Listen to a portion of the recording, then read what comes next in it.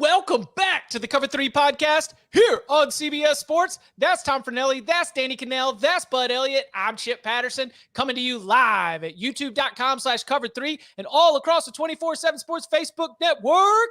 Thanks for hanging out. Smash that subscribe, smash that like, and come and join us in the chat. It is a Thursday, and it is a transitional weekend for the game of football. The NFL draft begins. First round on Thursday, second and third round on Friday, 4 through 7 rounds on Saturday. And of course, if you want to keep up to date with all the information, keep it locked in to CBSSports.com, CBS Sports HQ. We got a killer draft tracker. DK going to be on the pregame show, sort of getting everything set for the evening's festivities. And we're going to be breaking down some of our expectations, some of our thoughts, and the official top 5 Cover 3 mocks coming up a little bit later on in the show.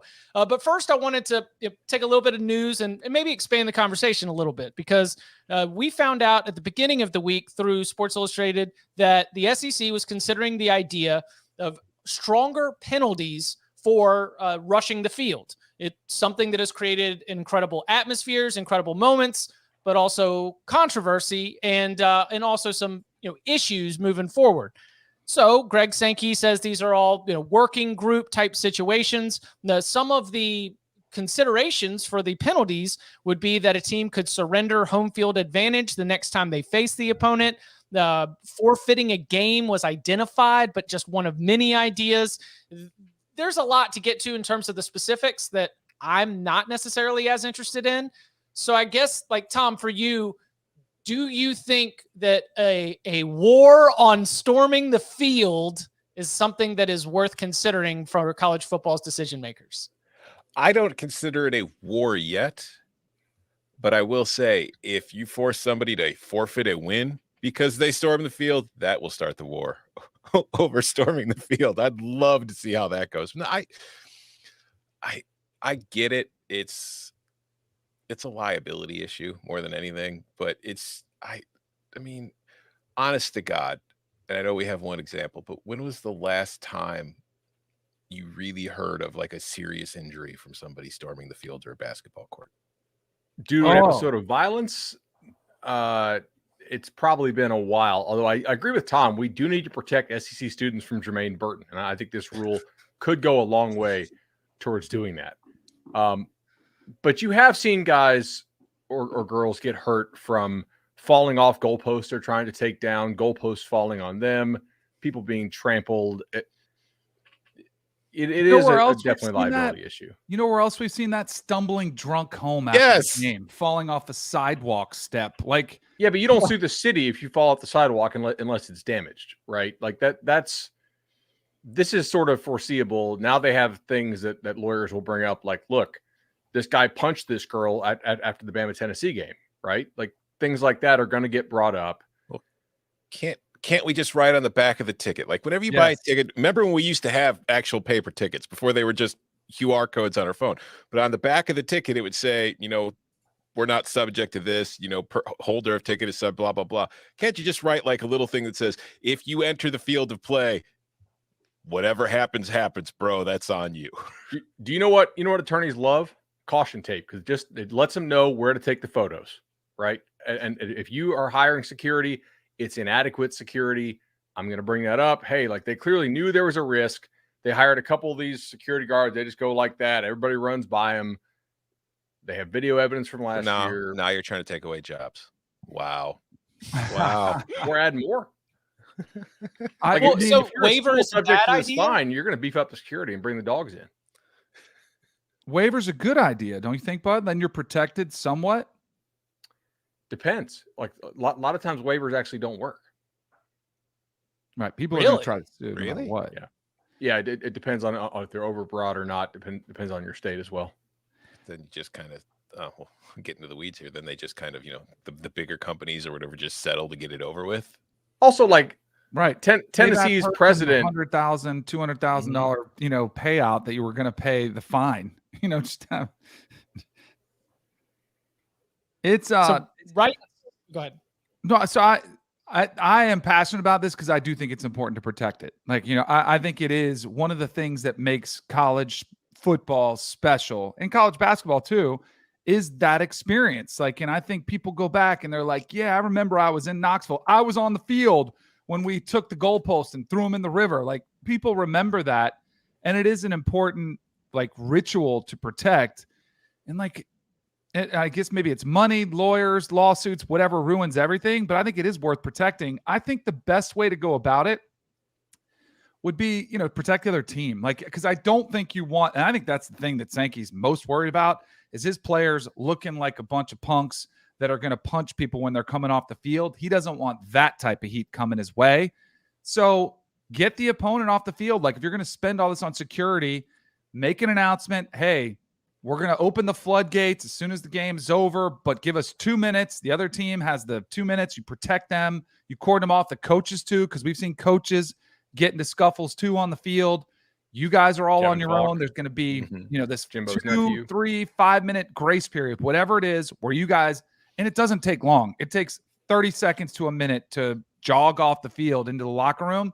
After that, if you guys are lingering out there, you're on your own, but we're going to protect you and get you off the field. A lot of stadiums have tunnels right behind the bench, that guys kind of, sneak through to go to the bathroom. Doesn't have to be the official. Like, figure out a plan to get the opponents off the field.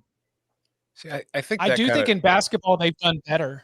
Like, in basketball, they've got a very good, like, the rope comes out, they build the wall of security guards. We're gonna build a wall. I think rushing the court might mean more to me than rushing the field.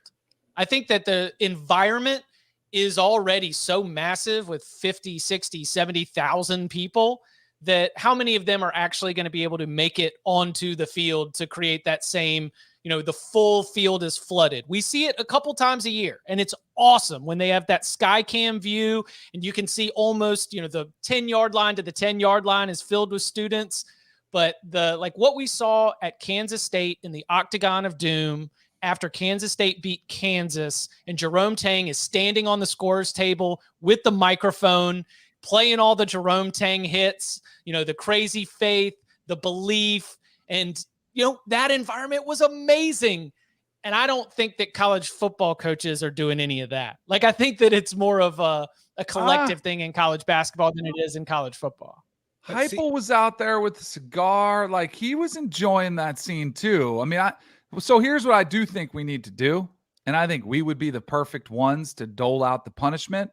Like, if you were like, there needs to be a committee that decides, okay, this is worth $1 million fine, or this is worth $100,000 fine, or this one, you should be paid a $100,000 bonus for how it looked and how well you guys did it. Like, it was structured. Tennessee, they're getting a bonus like that from them beating all of it, beating Bama. Like, the fact that they got over that hurdle, something they hadn't done in so long, like, it was warranted. I'll call out Florida State. I didn't love them rushing the field after they beat Florida, who was not a good football team this past year. In that one, fine them. Like, some of the other ones we've seen, Colorado was 1-5 and stormed the field after beating Cal. That's $1 million fine. Like, just take it right now. Like, there has to be some sort of accountability to when you storm the field. And then we can be we decide the punishment, the crime, and we go ahead and we need to govern college football, the storm fielding of college football. That needs to be our job. Jordan, put that in the notes. That should be a bit we do during the season. Yes, definitely. It has to be.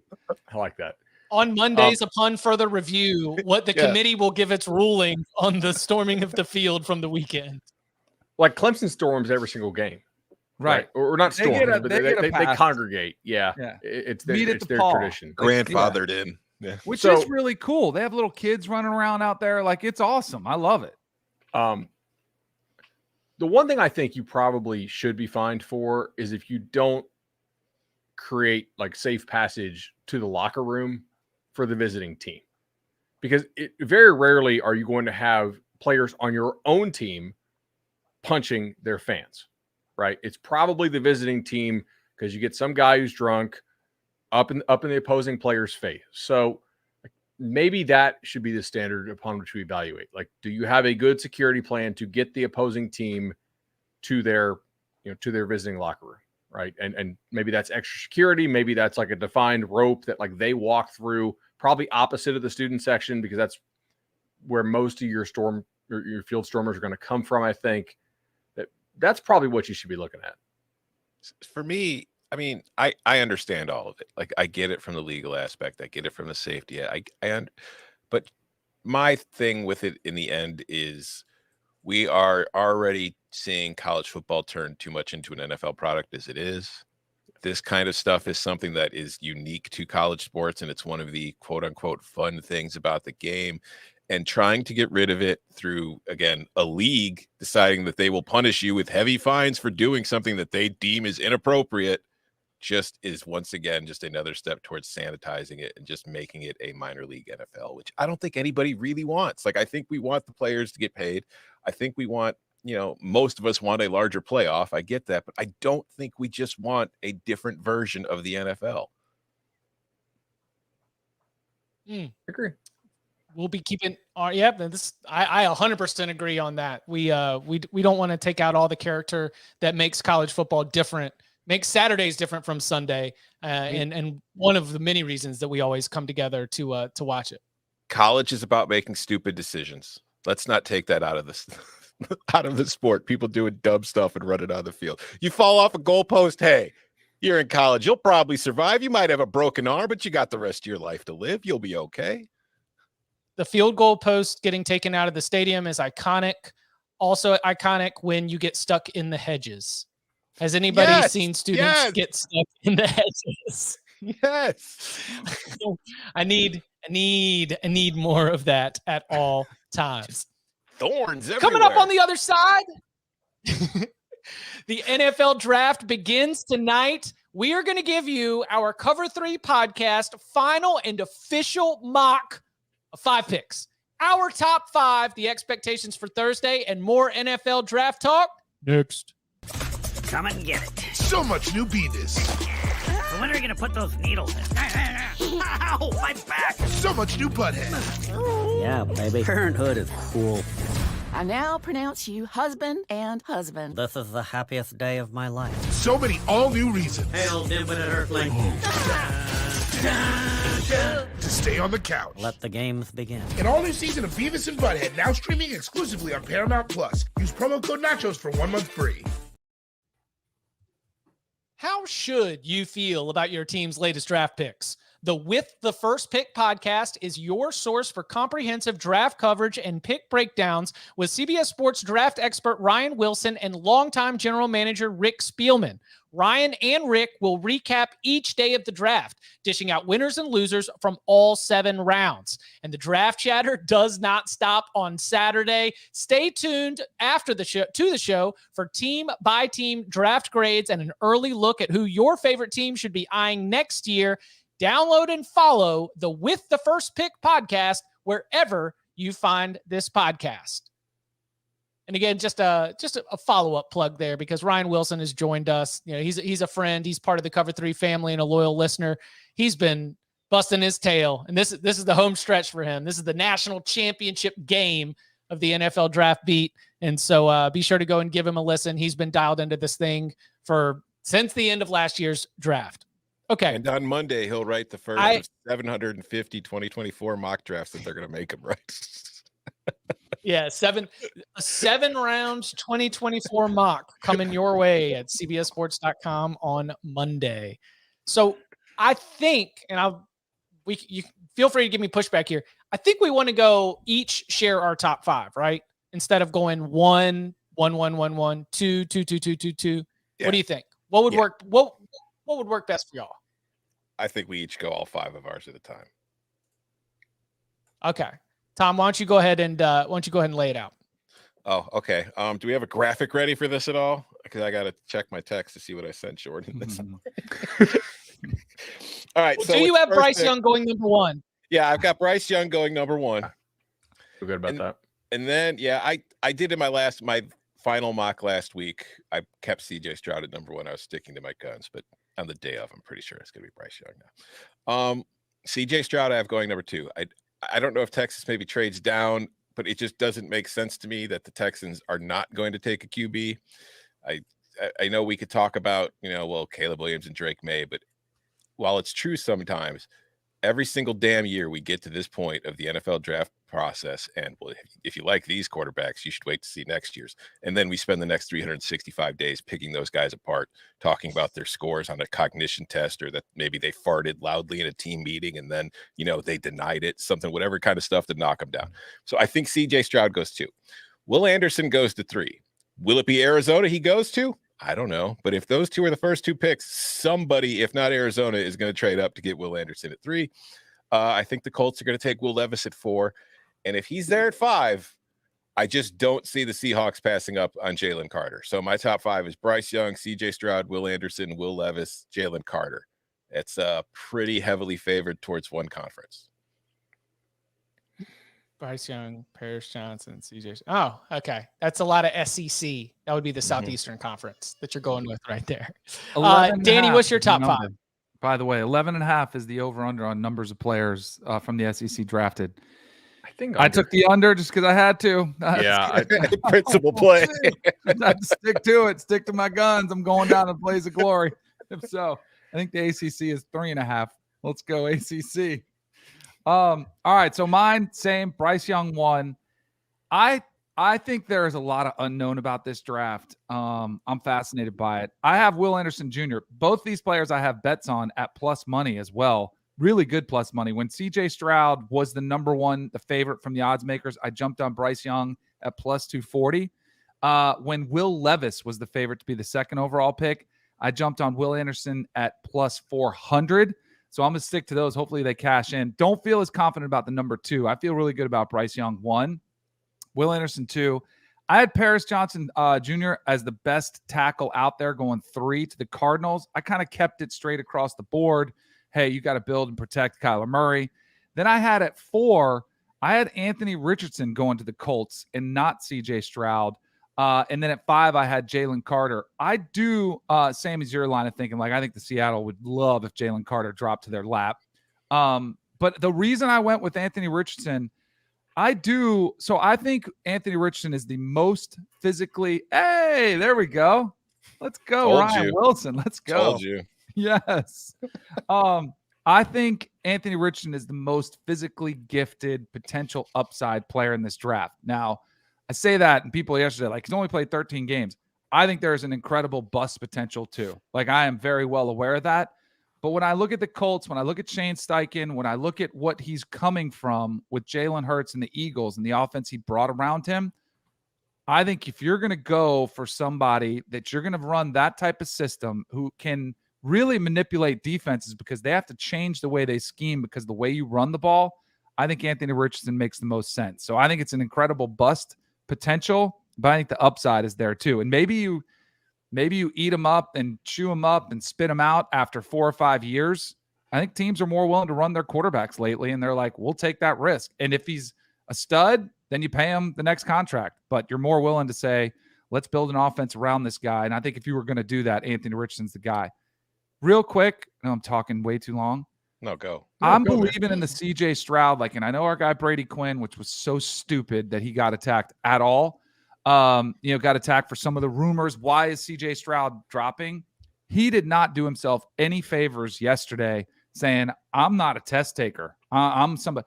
I had to take a test every Friday when I was with the Broncos. That was it was a legit test, like paper and pen that you had to memorize the different responsibilities. It is a test, mental. That is probably the biggest jump that you're going to have to make. The mental test.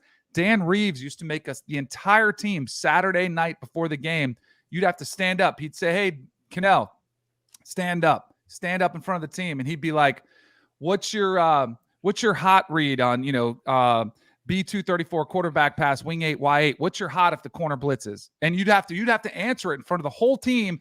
And if you didn't, the whole team would be like, ooh, like they would shame you. And then your quarterback coach would give you a tongue lashing because it made him look bad if you didn't get the answer right.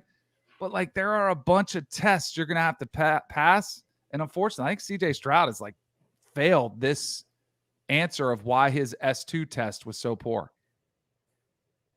I think he drops as well. I'm not really sure it's about the testing, although I think teams increasingly do care about the testing as the tests may be getting better than just the old Wonderlic stuff.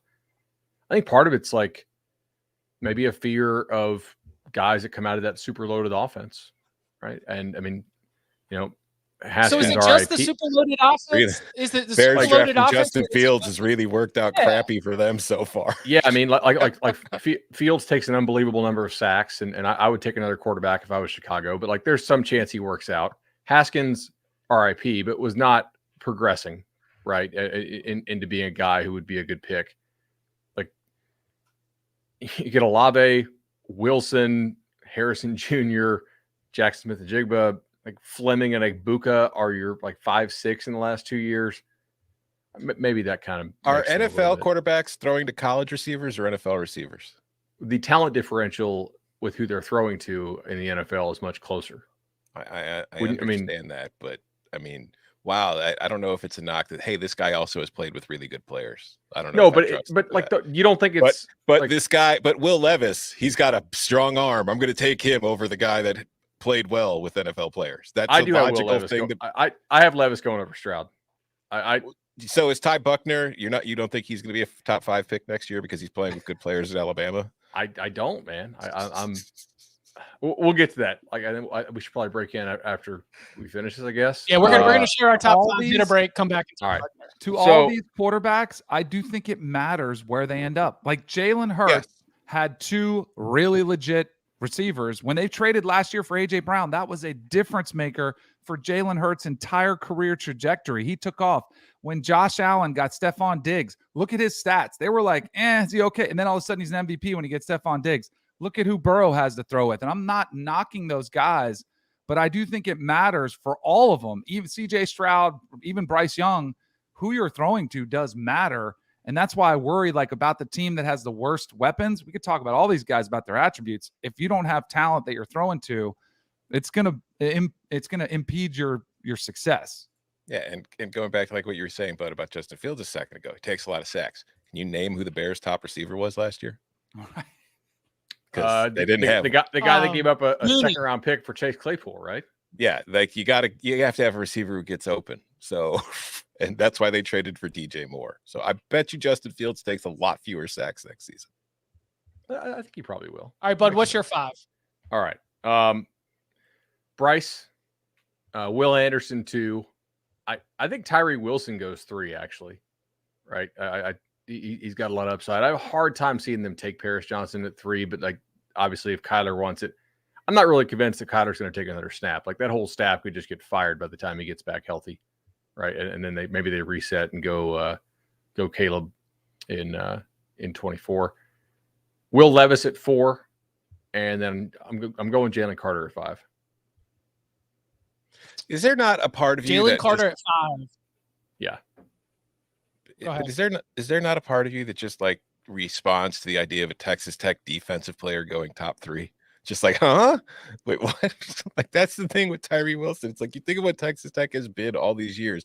They haven't had any quarterbacks, and one of them was Patrick Mahomes. They haven't had any quarterbacks go in the top 5, and now they might have a defensive end edge rusher go in the top 5. The team that can't play defense. It's just weird to me. I'm not saying I don't get it. He's very good. Yeah, I've got Bryce number 1, so we're 4 for 4 on that. I've got Jalen Carter number 5, so we're 4 for 4 on that. Here's what I've got in between. I've got CJ Stroud at number 2 because all this is nonsense. CJ Stroud right there with Bryce Young, and no matter what the Will Levis smoke is, no matter how much he's getting knocked or dinged, you're going to look at that and you're like, nope. He is not going to slip outside of the top 5. I do have Paris Johnson at number 3. I will admit that I'm leaning not just on there is the reports that Kyler wants him, but our guy Jonathan Jones also said that he had heard Paris Johnson was, somebody who could end up going right there to the Cardinals. I've got Tyree Wilson at 4 and Jalen Carter at 5. I imagine Will Anderson Jr. would be shortly after that, where we create just sort of a run on defensive linemen and edge rushers all throughout the top 10. So Bryce, CJ Stroud, Paris Johnson, Tyree Wilson, and Jalen Carter. Tonight we get to grade them, and Monday we will see who did the best of locking in their top 5 for the NFL draft. If you are watching live at youtube.com/cover3, you are calling for it. We see all of you calling for it because we've got breaking news. We know the destination for former Notre Dame quarterback Tyler Buchner We'll get into that and more next. Ghostface is here. He's gonna keep coming for us. Did you miss me?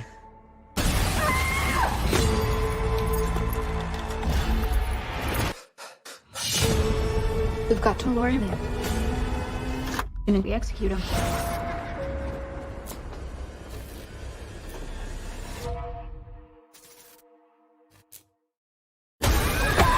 Scream, rated R, now streaming on Paramount Plus. Back here on the Cover 3 podcast, instant reaction.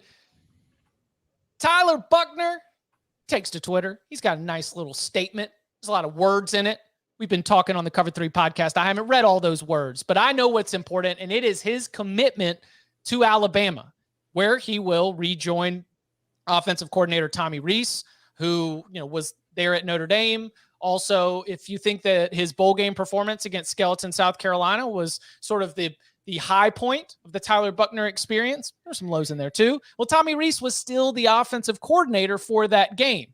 So there's a lot going on right here in terms of familiarity. I guess for starters, do you think that Tyler Buchner is going to be the starting quarterback for the Texas game, week 2? I think Steve Sarkisian hopes he is. Yeah. What's the line on that game? Has it moved? I'm about to bet it right now.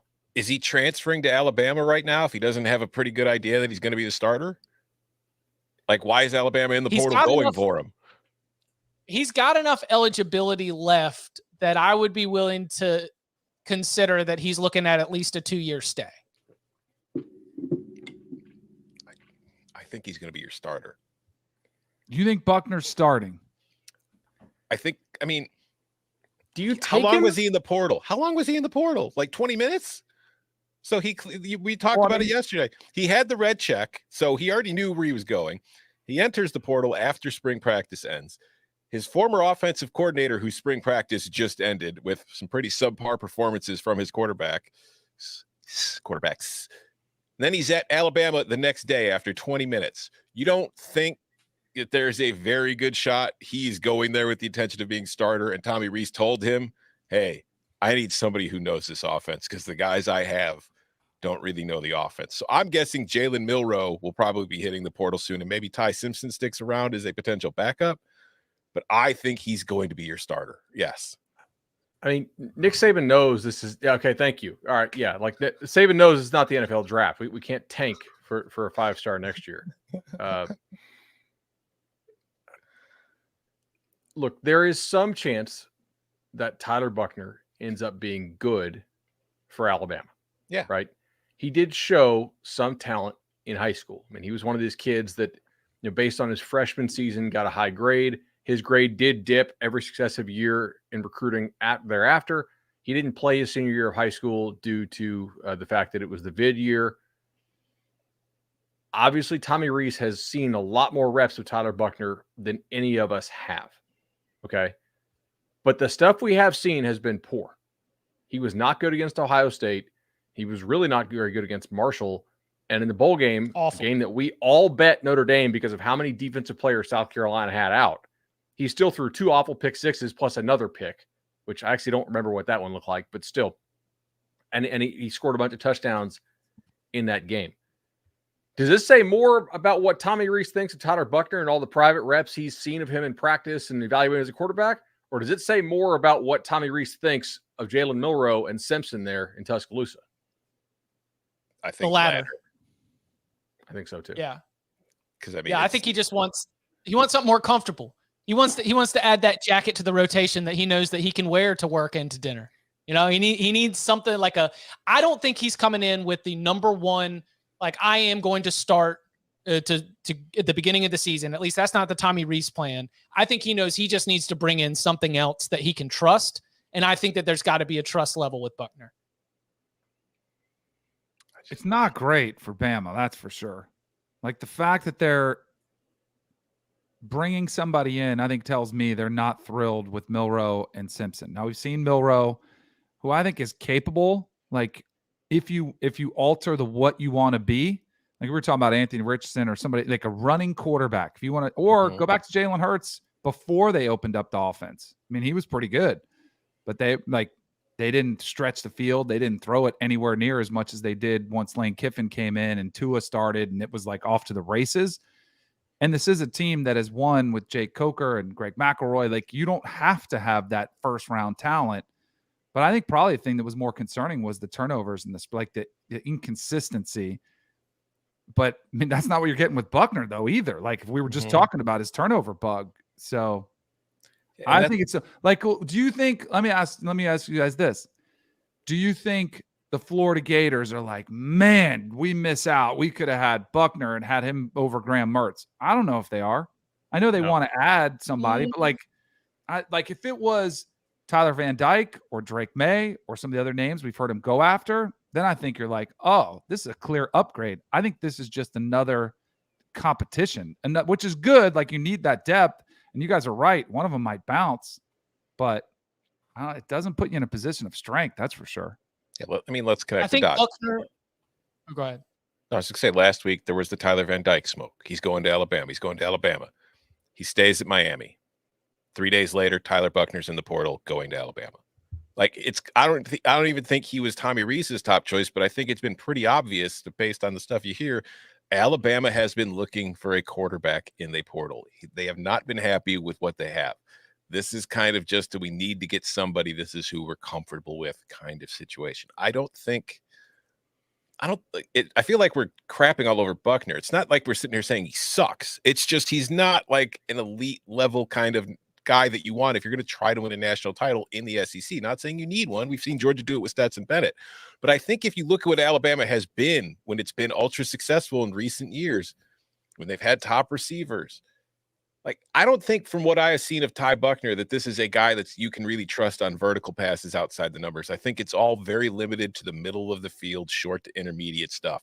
Is that matched with Alabama's personnel this year? I don't know. I'm not a super Bud. You're better to answer that question than I am. So it's an interesting fit, but it's also kind of in line with what Tommy Rees was doing with Ian Book. Like, this could be Ian Bookish. It could be that kind of thing. And we saw during Ian Book's senior year at Notre Dame, the steps forward he took in that offense. So I can't rule out that it's going to work, but if I'm an Alabama fan right now and I'm getting this news on my phone or an alert, if I'm 24/7 subscriber and I get the alerts, I'm not super excited to see Ty Buchner commits to Alabama. Well, I want to follow up on, like, we don't want to crap on Buchner. Like, Buchner would start at Auburn. Yes. Right? I think so. Yeah. And I think he would start at Auburn, but not based on what he's shown so far. Right, because it was Alabama, Auburn, Florida. Yes. Would Buchner start over Mertz for sure? 100% challenge me. Why? I think Mertz has been a better college quarterback to date and was also rated higher as a recruit. What have we seen as a recruit or on the field that makes us think Buchner? Just because he hasn't been as bad for as long? I think based just looking at Billy Napier's offensive history, he likes a more mobile quarterback than Graham Mertz. Levi Lewis. He's got more Levi Lewis to him than Graham Mertz does. Okay, that's fair. There's a lot of places where he would walk in and start. How many other I mentioned Auburn and Florida. How many other programs in the SEC would trade their starting quarterback situation? Obviously, a lot of those jobs not necessarily firmly announced. Would they trade for Tyler Buchner? Missouri would take him, I think. They got what, Jake Garcia? No, Garcia was still hurt. It's Brady Cook still, but like they do have Garcia if he comes back healthy. South Carolina, I don't think would. Tennessee, if the hype come out of Tennessee is real, Tennessee would not. My impression of Jordan when you said Tennessee. Vandy, I don't think would. I think they like Swan quite a bit, but maybe they would. That's probably a toss-up. Kentucky would not. Devin Leary over Buchner. This is kind of the point, though. Like, we just don't know. Okay, like these COVID class kids as recruits. Now, I just put together our data for the story I'm writing, and 24/7 has been the most accurate recruiting service for the last 5 years, and the most accurate in the first round for the last 4. Shout out Rivals for having an unbelievable 2018 first round. And we're about to kill it in this draft, by the way. It's going to be a bloodbath. Next year's draft, no idea. And I bet you if you ask the guys at ESPN and Rivals, they would tell you the same thing. You got these dudes who have grades who didn't play their senior year, weren't as at many camps, We didn't play as much competitive 7-on-7 at summer, so you didn't get to see these kids against other elite kids nearly as much as we normally do. The data set is incomplete on them. And because he got hurt, Buchner's data set is also incomplete because he only played 3 games. I mean, how many passes did he throw? He threw 83 passes. You know what I was just thinking? I don't know. And what made me think this is that Sark, Bailey Brad put in there, Sark did recruit Buchner when he was at Bama. How's Malik Murphy still at Texas? I mean, he balled out, and I think the upside is better than Buchner. And maybe he's just committed. Maybe he's like, hey, I'm good. I'm gonna stay here, wait my turn, and I'll compete. But I'm surprised he's able to keep him there in Austin. You think that Alabama would have been in the mix?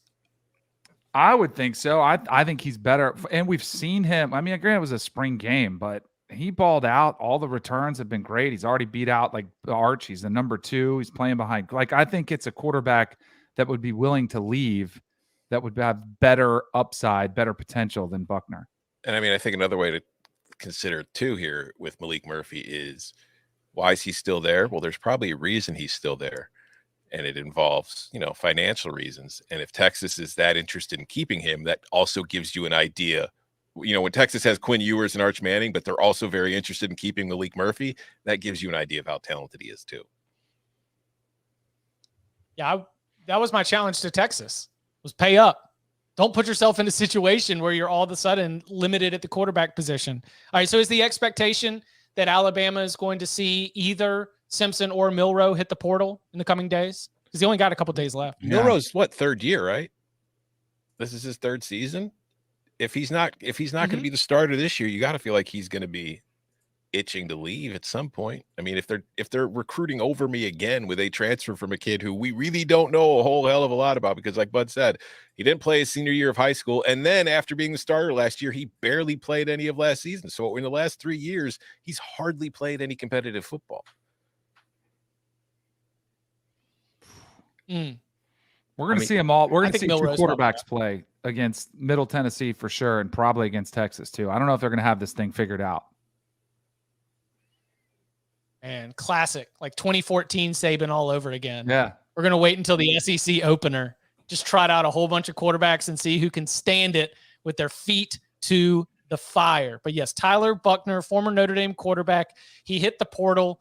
As Tom mentioned, Tom said red check. Basically, there is a do not contact lit part that you can sort of put by your name that just lets everybody else know I'm hitting the portal and I already know where I want to go. And so that's why as soon as Buchner hit the portal, the red check was there. Everybody assumed, hey, Tommy Rees is at Alabama. Alabama needs a quarterback. That's how the dots were connected. And like Tom mentioned, if they were going after Van Dyke and it didn't work, you just go down on the priority list. And this was what was up next. Will be interesting to see how much he plays a factor in that competition when Alabama opens fall camp. Yeah. Anything else on Buchner? And then we'll do just sort of final thoughts on. Do you know what's better than 1 love letter to Notre Dame?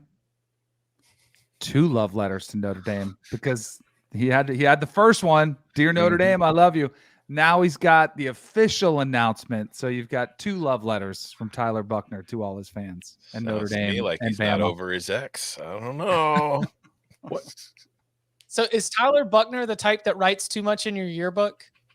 Oh, for sure. A lot of these dudes do. It's not just Buchner. A lot of them. They're a little too wordy. This could be his agent writing it too. Like I have no idea if this kid wrote this. Could be. You get a couple of beers and Ty Buchner, and he'll just talk to you for hours about his feelings, and you're just like, bro, I'm just trying to watch the game, dude. Oh man, high profile Notre Dame to Alabama. Tyler Buchner commits to the Crimson Tide. Will be that'll be one of the biggest topics of fall camp across the entire country. Is that Alabama quarterback battle on a roster that otherwise is locked and loaded at almost every other position group. All right, final thoughts before we get out of here. If there was like a player or a storyline, not just for Thursday, but the NFL draft in general, like almost like we're going to get back here on Monday. We're going to share some recap, some takeaway from the weekend that was, look ahead to 2024. So what do you think are going to be some of the trends, storylines, a player of note that you think is going to end up being one of the big talking points coming out of the weekend?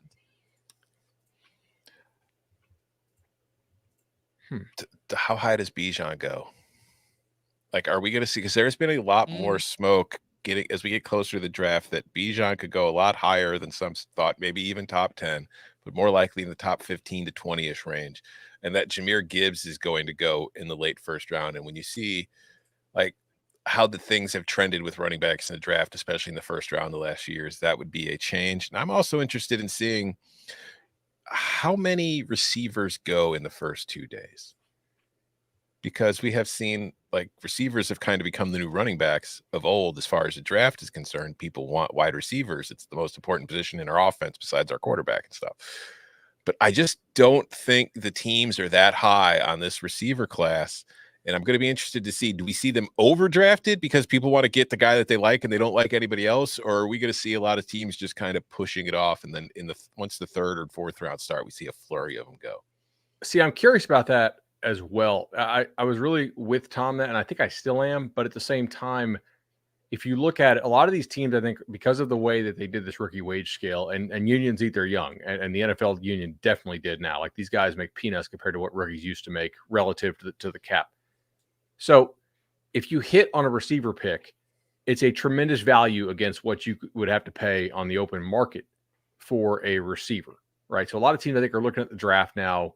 And this is not my original take. I stole it from somebody on Sports Talk Radio yesterday when we were in the car for a rain delay for swimming practice.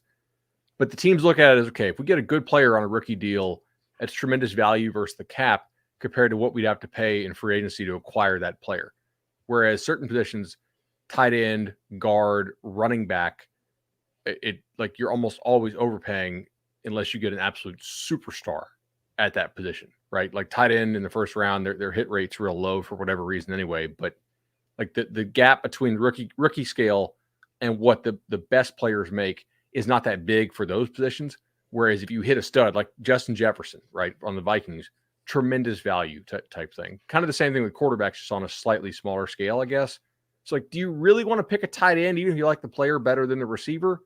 Because if you hit, like I can go get a decent tight end in free agency if I have to.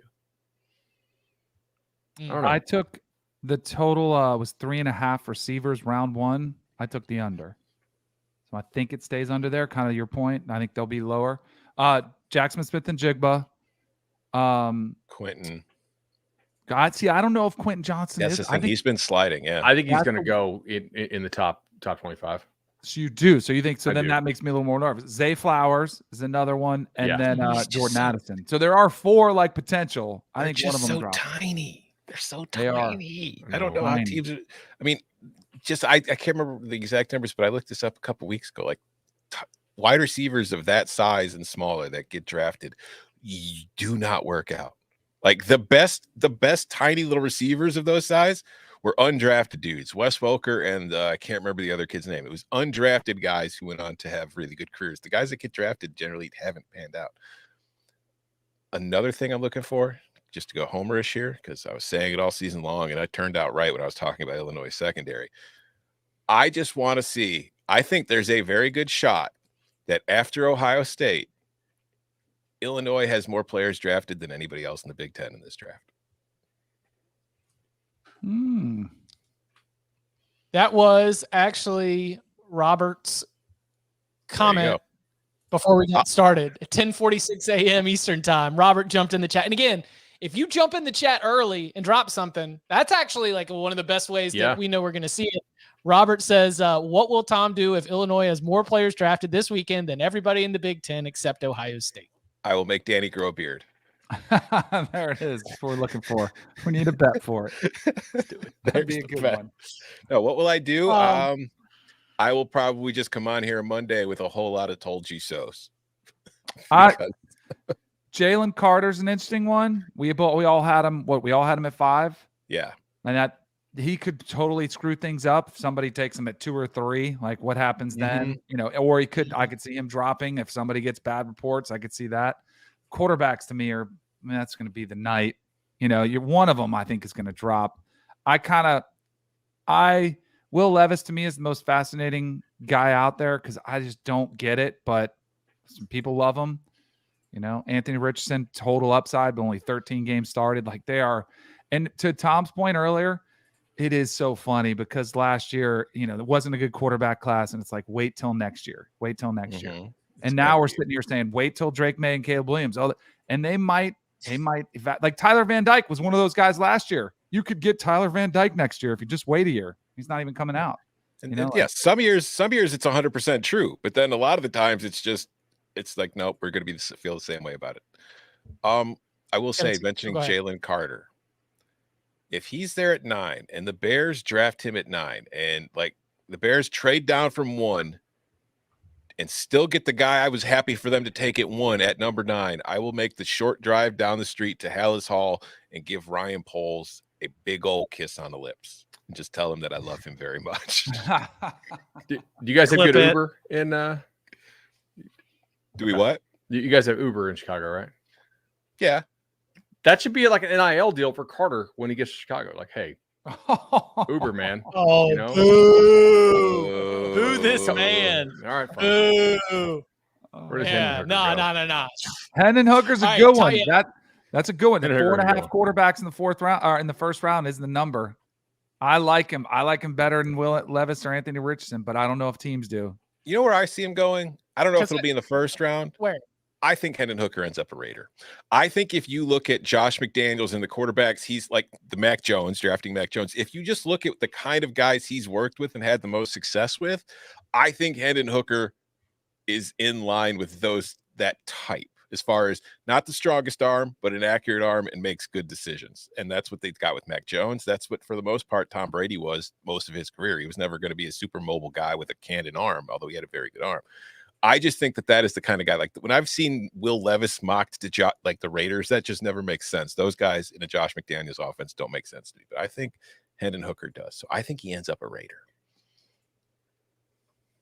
I just don't see taking this guy in the first round, even with the free. I don't think in the first. Yeah. Okay. All right. He's had the reverse CJ Stroud, where it's been all the things in the meetings, all the like conversations and the interviews and the test scores. And, oh, how could you not love this guy? Just sit down with him and talk about football.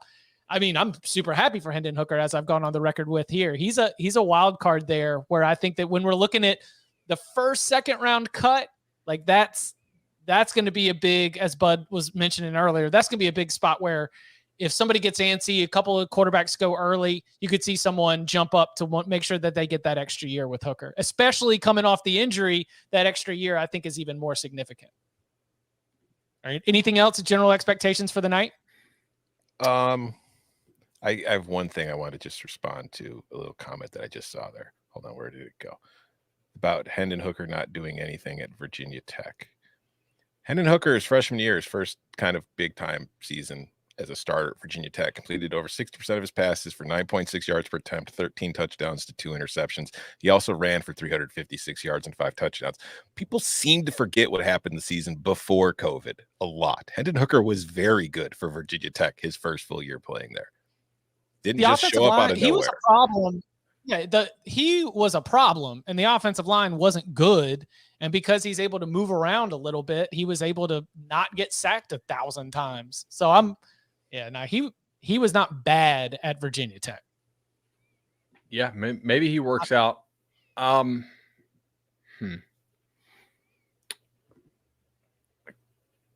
Do we think offensive tackles get pushed up? Yeah, I think that's kind of the same situation with receivers, where it's a value position where you don't want to pay him in free agency as much as you'd rather have him on a rookie deal. The thing is, there isn't a no-duh tackle in this class. I think there's a lot of solid guys. There's nobody I think anybody's looking at and saying, oh, that's a franchise guy, which is why, I mean, I know there's been that scuttlebutt about the Cardinals getting Paris Johnson at 3. I think if I'm the Cardinals process-wise, if I want Paris Johnson, I am trying desperately to trade down and then get Paris Johnson later.